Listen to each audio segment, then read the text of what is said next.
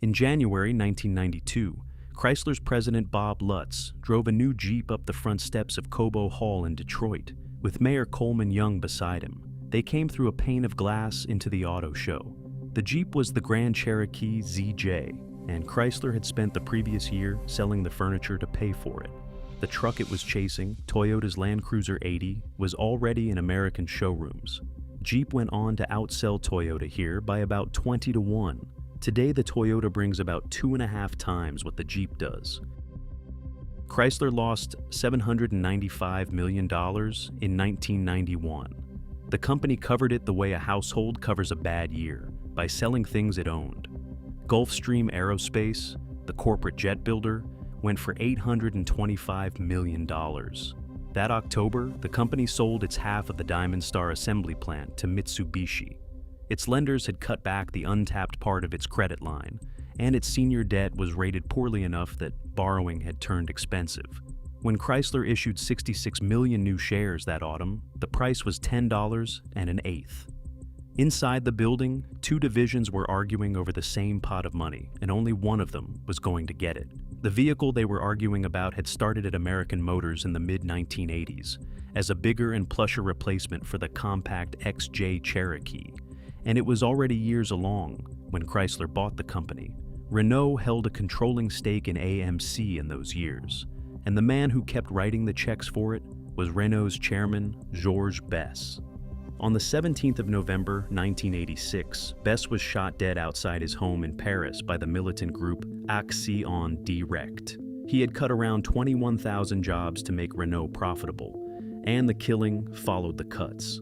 Renault's American adventure did not survive him long. On the 9th of March 1987, Chrysler agreed to buy American Motors at a price usually reported at about $1.5 billion, depending on which debts you count. Chrysler bought AMC for Jeep. What it also got was François Castaing, a French engineer who had come to AMC by way of Renault and who ran product development there. By 1988, Castaing was running vehicle engineering for the whole of Chrysler, and he tore up the way the company built cars. Instead of passing a design from one department to the next, he put small, dedicated teams around a single vehicle and made them own it from first sketch to production line. Lee Iacocca settled the argument over the money by making the two divisions compete for it. The new platform could carry a Jeep or it could carry a Dodge, and Chrysler could not afford both. Bob Lutz, running Dodge at the time, pitched a four-door Dodge Sport utility on the same underpinnings. Jeep won, and Dodge waited another 5 years for the Durango. Having chosen, Chrysler committed in a way that looks reckless on paper. It broke ground on a new assembly plant on Detroit's east side on the 31st of May, 1989, on the site where Hudson had once built cars, and where Chrysler's own Jefferson Avenue plant still stood. That old plant closed in February 1990 and came down. By the company's own accounting, the research, the engineering, and the plant came to $1.2 billion. Jefferson North is the only car assembly plant sitting entirely inside Detroit's city limits, and it opened with more than 5,000 people working in it. At a ceremony marking the 5 millionth vehicle out of that building, Chrysler's manufacturing chief Scott Garberding put the mood of those years on the record. He said that when the first Grand Cherokee rolled off the line, it was questionable whether they would ever make it to this point, and that the people in the plant never lost their focus. The first one came off that line on the 14th of January 1992. Under the hood was an engine Chrysler had not designed. The 4.0-liter inline 6 was an AMC unit carried over from the company they had bought, and it made 190 horsepower. That engine has carried a reputation for cracking its cylinder head ever since, and the reputation has followed the Grand Cherokee around with it. Every ZJ ever built left the factory with a cylinder head that does not have the fault. That truck was a week late to its own launch party. The drive to Cobo Hall had happened on the 7th of January 1992, and the retelling of it has drifted a long way from what the crews set up that week. Bob Lutz took a red Grand Cherokee Laredo out of the Jefferson North plant with Coleman Young, the mayor of Detroit, in the passenger seat. They crossed the city, went up the front steps, and came through the window into the lobby of the Detroit Auto Show. The window had been changed days beforehand. crews took the real paint out and put in tempered movie glass, the kind that breaks into blunt granules, and hid small explosive charges around the frame.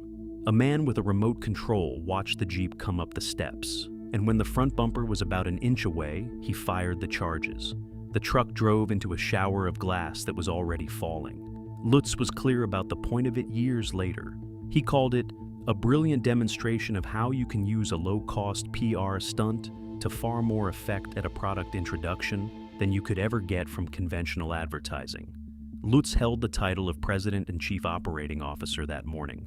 Lee Iacocca held the chairman's office and the chief executive's title until the end of 1992, and Robert Eaton took over on the 1st of January 1993 after coming across from General Motors.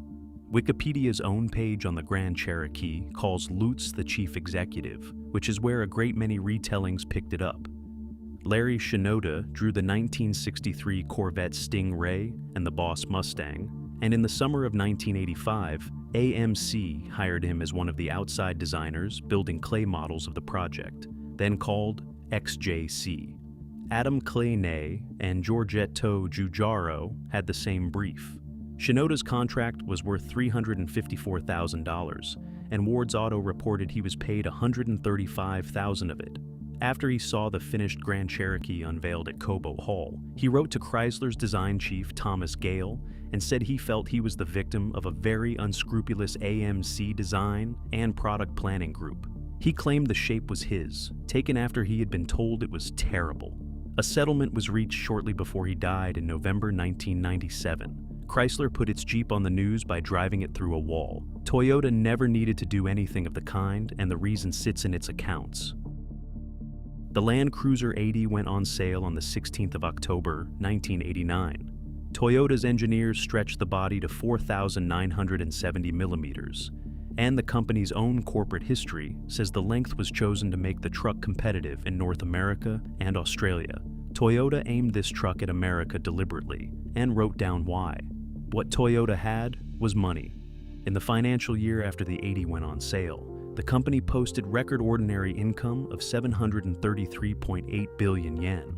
By the 1994 financial year, that had fallen to 214 billion. The 80 series was signed off at the top of that curve and stayed in production the whole way down it. That money paid for other things in the building. In August 1983, Chairman A.G. Toyoda started a secret program to build a flagship saloon and handed it to a chief engineer named Ichiro Suzuki. Suzuki ran it for 5 years with 1,400 engineers under him, and they built 450 prototype cars before they were done. The program cost more than $1 billion. The car was the Lexus LS 400, and it reached showrooms the same year as the Land Cruiser out of the same pile of cash. The 80 got the benefit of that culture in ways an owner still feels. It was the first Land Cruiser station wagon to ride on coil springs at both ends, on live axles under a separate ladder frame, after a generation of leaf springs. America got it for 1991 as the FJ80, with a 4-liter pushrod 6 making 155 horsepower. In August 1992, Toyota replaced that engine with the 1FZ-FE, a twin-cam 6-good for 212 horsepower. Toyota tested these trucks the way it always has. Takanobu Fukuoka joined Land Cruiser development in 1982 and spent close to 40 years on it, working out of the company's proving ground at Shibetsu in Hokkaido. He helped build the off-road course there by hand, alongside 2 heavy machinery operators named Tetsu Osawada and Takashi Fujita. Toyota's chief engineers still describe the brief in one sentence that has not changed since the 1950s. The customer has to be able to go anywhere and everywhere and come back alive and safe. The early trucks had real problems. Australia is where Land Cruisers get worked hardest, and the press there found problems straight away. Fraser Stronach, a veteran of the local 4-wheel drive magazines, recorded that press cars in 1990 and 1991 were snapping the lower rear damper mounts clean off the axle housing. There was more. The magazine found the turbocharged diesel surging and idling badly, and the manual gearbox shifting poorly. Handling was unsettled enough that the local writers gave it a name, the Land Cruiser Lurch, which Stronach put down to a combination of excessive body roll and rear bump steer. The special Dunlop tires fitted to the upper trims turned out to be so easily damaged that the tall, skinny tires on the base model gave better road manners. Toyota fixed most of it within 2 years, and the same magazine that cataloged the faults went on to give the 80 its 4x4 of the Year award 3 times in 4 years. Ron Moon, one of the longest-serving four-wheel drive editors in the country, later said the 80 series was the best Land Cruiser wagon ever built, and that they have gone downhill from that pinnacle since. Then Toyota started raising the price, year after year, and the price is what settled the contest in America. A price like that only makes sense if the Toyota was the better machine. And in 1993, a buyer could stand between the two of them on a dealer lot and work it out. What they would have found is that the Jeep took most of the arguments a family cares about, including 2 that Toyota had no answer for until 1995. The Jeep was a unibody, which Chrysler marketed as uniframe and claimed was more than 70% high-strength steel underneath. The Toyota was a body bolted to a ladder frame in the traditional way. Where the two agreed, and this surprises people who have only read about them, was the suspension. Both ran live axles front and rear on coil springs. Jeep called its version quadra-coil, with 4 control arms locating each axle and a track bar to keep it centered, and Toyota did the same job with a panhard rod. There is a claim circulating now, in dealer blogs and in several automatically generated encyclopedia entries, that the ZJ had independent front suspension. Any aftermarket parts catalog will show a solid front axle under it, the same as the Land Cruiser.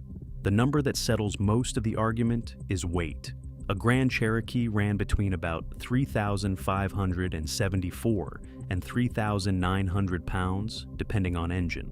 A Land Cruiser of the same years weighed 4,760. That is close to half a ton of difference, and it shows up everywhere. MotorWeek's testers strapped their gear into a 1993 Land Cruiser and got 11.9 seconds to 60 miles an hour out of it. Period testers running Grand Cherokees recorded about 10 seconds for the 6-cylinder Laredo, and somewhere around 8.5 for the V8 cars. Both trucks were rated to tow 5,000 pounds, which meant the Toyota was hauling an extra half-ton of its own body to do the same job. Consumer Guide's testers averaged 16.5 miles per gallon in a 6-cylinder Jeep, against a Land Cruiser rated at 12 in town. On safety, the Jeep was ahead by 2 full years, and this is the part that gets left out of every comparison written since. Every 1993 Grand Cherokee came with a driver's airbag and 4-wheel anti-lock brakes as standard. The Land Cruiser did not get airbags or standard ABS until the 1995 model year. The Insurance Institute for Highway Safety put a 1996 Grand Cherokee into a barrier and rated it marginal overall. The safety cage held up acceptably, and the readings came back poor for both legs and feet. Nobody has any equivalent figure for the Land Cruiser because neither the Institute nor the federal program ever crashed one. That cuts both ways, and it is worth being honest about it. Nobody knows how an 80 series performs in an offset frontal crash. Then there was the sticker. A 1993 Grand Cherokee started at $18,990, and a Land Cruiser started a bit over $30,000. The one MotorWeek tested, loaded, came to $39,315. For the price of that Toyota, a family could put 2 Grand Cherokees on the driveway and still have money for fuel. The airbag and the anti-lock brakes were the 2 answers Toyota would not have until the 1995 model year.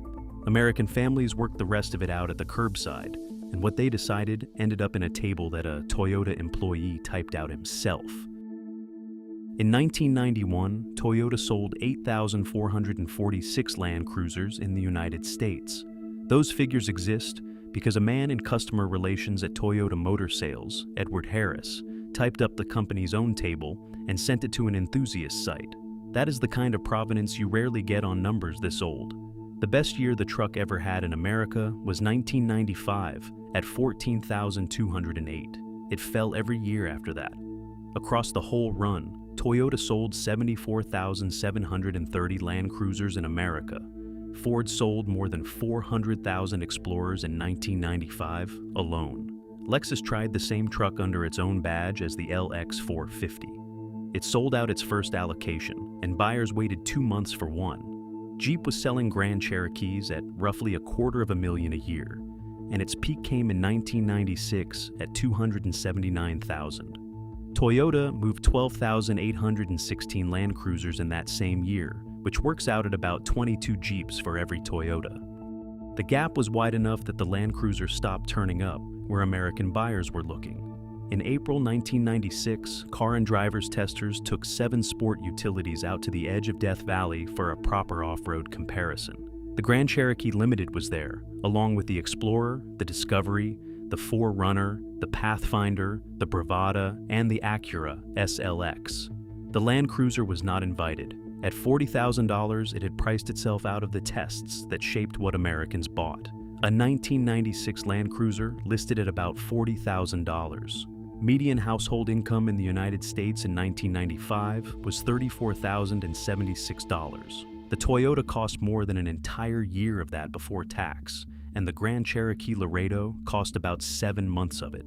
The money came back to Detroit in a way people there still remember. In 1994, Chrysler had the most profitable year in its history, $3.7 billion on revenues of $52.2 billion. Around 75,000 union workers took roughly 2 months of gross pay and profit sharing off that result. An estimated $7,500 each or better. Robert Eaton, who had taken the chief executive's office at the start of 1993, had told reporters that January that the recovery was still slow, and that neither the balance sheet nor the credit rating was where the company wanted it. 2 years later, Chrysler was posting the best numbers in its history. You will hear constantly that the Grand Cherokee saved Chrysler. The company's own announcement of the record credited strong sales of cars and trucks and deep cuts in marketing spending, and named no single model. In the same stretch, the redesigned Ram pickup went from 95,000 units in the 1993 model year to 232,000 in 1994.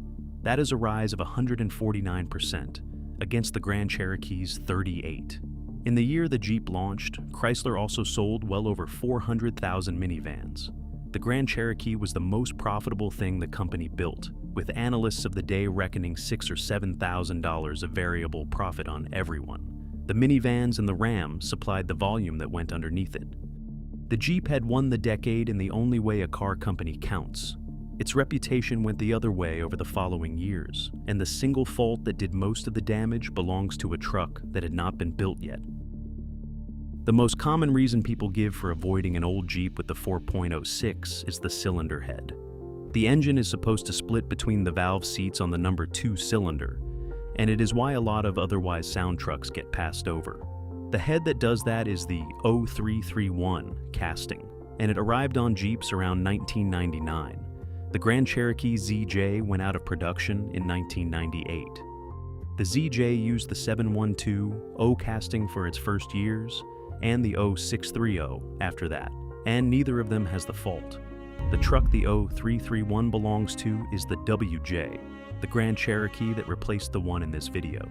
A machinist can read that number straight off the casting with the engine still in the truck, and the companies that remanufacture these heads for a living publish the timelines. There was never a recall. Chrysler replaced a great many of them under warranty instead, which is part of why the story spread without ever getting pinned to a model year. The ZJ had plenty else wrong with it. Consumer Guide's used car report on it reads like what it was, a first model year car sold by a company that badly needed the money. Torquey converters drained down on the early automatics. In cold weather, those same cars would not upshift for the first quarter mile, and the rear main seal leaked on 4.0 engines for 4 model years running. Chrysler recalled 1993 trucks for a steering column shaft that could separate and take the steering away entirely. The heavier thing on the Jeep's record is the fuel tank. Chrysler mounted it behind the rear axle, and in 2013, the company agreed to a recall covering Grand Cherokees from 1993 to 2004 after the federal safety regulator linked dozens of deaths to fires following rear-end crashes. Chrysler disputed the analysis at the time. It belongs in any honest account of this truck. The Toyota's own list is shorter and more expensive. The engine builders who work on these will tell you the one FZFE's original composite head gasket is its weak point, and that Toyota redesigned the gasket and the head for 1998. The 80 series left the American market after 1997, which would mean no American buyer got that revision. Because the truck drives all four wheels all the time, the front Burfield joints are working constantly. Specialists put the repack interval at roughly every 90,000 miles, and the job means pulling the knuckles apart on the workshop floor. Worst of all is where it rusts, and the owners and specialists who work on these report the same places every time. The rear crossmember and the frame rails behind the rear wheels rot from the inside out, and the panhard rod mount can disappear without warning. The Jeep rots too, in its rockers and its rear quarters and its floor pans, and you can buy every one of those panels new. What the Jeep loses is bodywork that unbolts. Rod on the Toyota goes into the frame the whole truck stands on, which reverses what most people assume about which construction method ages better. The Australian off-road press has documented the sharpest version of it.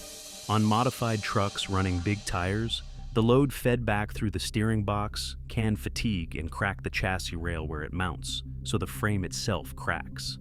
By the time any of that mattered, both trucks had been out of the showrooms for years, and the people setting their prices had never walked into a dealership to buy one. Classic.com tracks what these sell for, gathered from the auction platforms rather than from asking prices. The average FZJ80 Land Cruiser sells for $27,958, and the average Grand Cherokee ZJ for $11,096. Both come from the same source in the same month, which is the only way a comparison like that is worth making. At the top, the gap is wider. In July 2024, a Land Cruiser with 4,700 miles on it sold on Bring a Trailer for $170,000. It was white over oak leather, and had spent its whole life in California, and the seller had changed the oil 500 miles before the sale. The same truck had been through the site the year before, where bidding reached $165,000 and the winning bidder walked away without paying. The highest documented ZJ sale is $35,000 back in September 2022. The badge story runs the other way from what anyone would guess. Lexus sold this same truck as the LX 450 at about $7,000 more than the Toyota when new, for a different grille, different wheels, some cladding, a richer interior, and softer damping. Today, the average LX 450 sells for $23,946. The luxury version is worth about $4,000 less than the Toyota badged one. The six-figure Land Cruisers are museum pieces. Every Toyota badged one that has crossed $100,000 had under 5,000 miles on it. Across the tracked sales since 2020, the median FZJ80 comes in well below the average, which is the arithmetic telling you that a handful of enormous results are dragging the mean upward. An ordinary good one lives somewhere in the 20s to 40s, depending on rust and mileage. The line going around social media that these are all worth $100,000 now is false. The flip comes down mostly to arithmetic.